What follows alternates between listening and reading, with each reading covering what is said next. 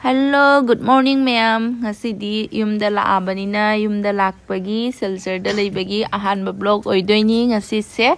Ado dia papaga igase morning walk chatlini ko ma'am dum ayung anta da sigi thong se chatpa nungai ba ko yamna ado mai mit kadi loi khumjalle ko indam dhagi ingabanina sathina ingi ayuki pung taruk tadri ko khoina chatlise nungsa saragadi nungaitedana ado inge jamna ingbadi yumda halaga miyam aise breakfast tauge aina talabi tawkhalini ngasidi methi parotha hauge tawini ko methi mana sangbado dudugi duga phadigom gani sise ngasi ahanba try tawge tawini ambau tawdri abaya samaina thitlaga thame thitlaga sise minute tara mukup sala thamini ko ma'am ado chiche gi chak thagalini sina sangom cha lon gaina mami gi thagale tan horaga mami hana pijera gaina mama hana cha se pithe ba ko khoi di mangan na hoga bani na cha se theng ba se ngai ba wajai ba aduna dum magi ta hana pi cha se to magi semna pi re du loraga dia papa gi ni asina aigi parotha se ma'am keno lacha parotha haibra gaino khakto ga leire ohen bado dumaina hawrini bai first time try tawini amta try tawraga jenge na ambau tawdri adom dum perfect oina di tare dum leire ga oina taye ba kwatan se setlaga charakpa matam dane hawdi haw khare yamna porotha se ahan ba tawbani ngasi mi punamuk su hawna sana khare da meyam jumda la abani na hujik amuk zungi maugi proper loop da la eko haidi jungi mawamna leigadaba mawong matawdo ado ise set na te nga buhong ni de ilisibuti sol masanga pairini asina kaino haida ise mandopta sake tawini ko mandopta khoigi begasandra gi mapokumon pangthokani ena jam sauna tawre ba ko Itkhola da adugi mandopta mayam khundau ko sunay bado mami se chattare ai chatlu joina chalini mi mayam su khundau sunara me ina satpadi katang du thenge da thabak se sakti na kalle ko lakpagi thabak se hainingai leitana kanba matang dunia ba ado isu khundau dudi laka dudi aina sappa hitrabanina adugadi yaudreda la sappa dudi ahan singna chappe ado aina dum sida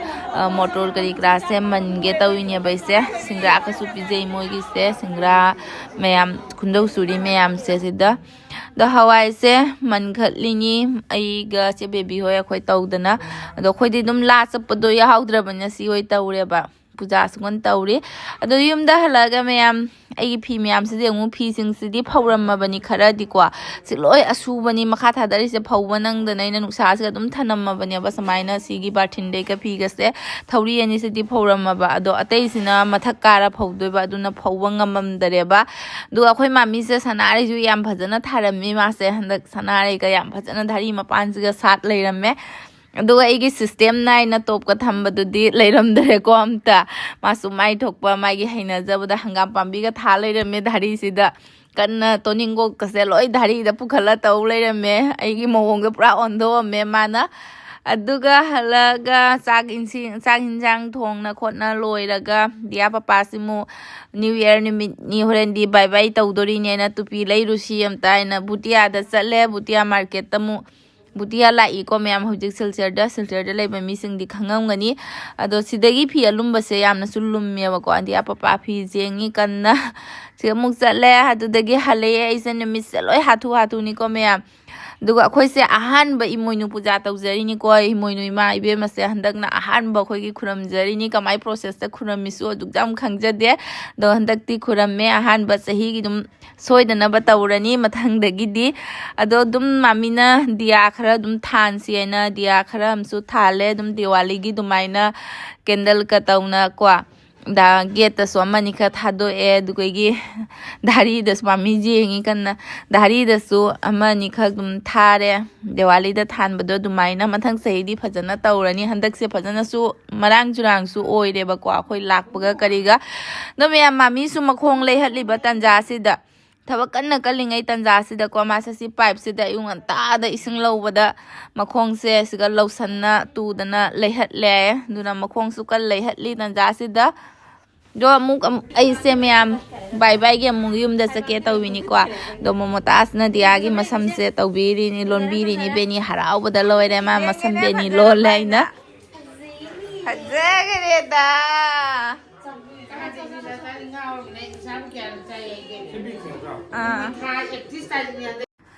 ลอยสันนะทเอลอยสันนะทัวก็ตาวิเซไอเซนมิเซสัตที่นวาเรก็แม่มมิเซยุกิปงมังอาเดหวัดปนันนุงทางโบมาเตะก็มันปวดท่าบพังเดเรก็มีกูปมาก็แม่บิสนัตเตกิลาก็สิลเซอร์เดลักบัดแค่น่าบเสคุยเซปุงเตเรตมาขายมุกตาเรก็ถอยเสดูสิบีมาตั้มสิดาบิสนัตเตอร์ดีดูการเซมตาห่างอร่อยดับเนี่ยบะสิลเซอร์เดดิกันนะทราฟิกเตเลยเรียบะคุยเซฮุจิสิมาตั้มเซยุมเจ้าเร่ยุมเจ้าระก็อ่างซึ่งเสียดีอาลักบางไงเรมินิก็มวยกี่ที่หาเราจะบัดลอยระบันนี้ดูคุยเสียระบุกตะซาตัวนี้บอกว่าสิเสียบันราเสียระบุกสิดาวันนี้ปานะไลค์ก็ต้องนะตัวรำไหมมวยกี่ที่เสียพุทธจามไหมไอ้กี่ที่ยุมเดมามานะงาไว้ทุ่งบีเรบอกว่าดูงาทงบัดไว้นะดุงพุทธเร่ดูมวยทงเด็กตลาดบินี้ตัวขัดลิเซ่นั่งดิไม่จริงนะมาสิ่งดีก็ได้ขนาดน่ะตาต้นทุกไงล่ะ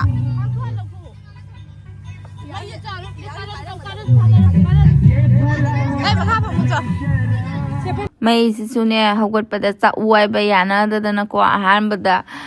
ปันปัสนั่นพอได้สิ่งที่สุขระจุดเลยประมาณพอได้ไปสิ่งเสียดูดกี้เลยบักสิสุเลยดังสิสุเตาลีนี่นะก็น้องนะดูดูนะอาหารประเดี๋ยวจะขลุยอ่ะแต่นะหัวหน้าลีนี่มวยก็เสมออาหารประเดี๋ยวสิดิจิเกนหานะเตาเวียบอกว่าดูดูเดี๋ยววิดีโอก็เราเริ่มได้ดูมาตั้งตัว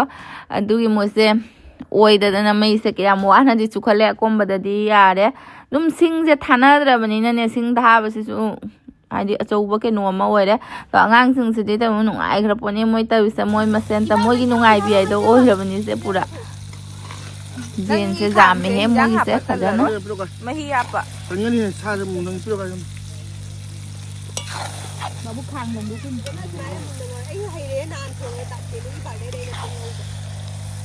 งานนี่ได้ใบช่วยนะทงมาคุยเจียจ้าดินี่มาเจียนกระทงแต่ว่าคุยแล้ววันนี้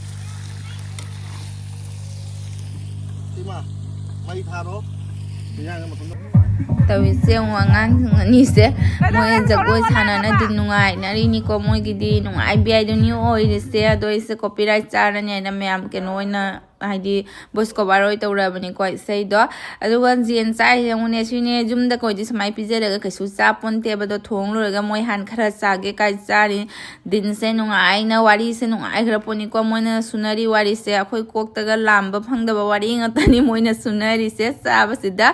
ada moi han pizza thoye me am chakti karigi moi han pizza din ngai da moi so ren tumning ani aba kwa khara thengjala ga de khodi baro ta ba ngai doi ni baro loi raga cha dori ni na aduna moi han pizza tho si ai moi han pizza re dia ka se harau ja khara poni ko charu marak se da pham ma cha ba se ai sun ngai me am wakhal se 20 years muki matung da ni samaina labuk da gai su khallaga cha jari se pi ngai da cha ki ba do du gai gi cha dre ku ire ba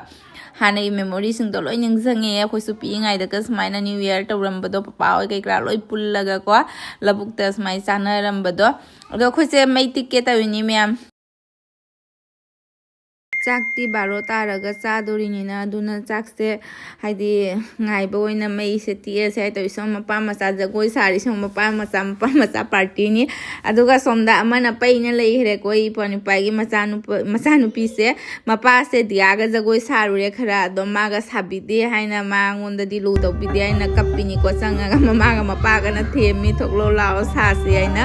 अंगांग गाइसे सु मवोंग नि त तौरिसे asasi agi nupa se mo video call tawra laknai se mo moina ya launa bala phamo la minute ang tangai re happy new year launa ina ba monita la ai ta ba ka hairake la oi laune ta ngai da haira ko ju lake 1 minute tangai re 1 minute tangai re akoi ready 1 2 3 ta re happy new year Binoy lem na hay đâu. Happy New Year. Happy New Year.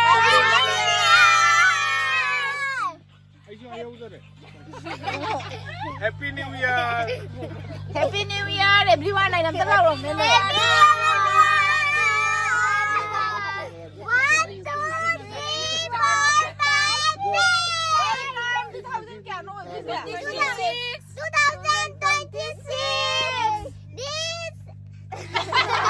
This ay mga makata. This kaya ay ba? Bom thanare khana khana. Bom thanare akhoi di bom leitre bom thasdre aduna. Thao giờ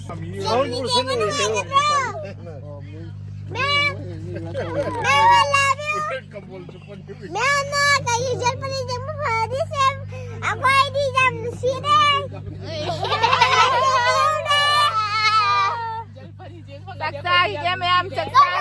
baro na bangai bata khayo sina ma.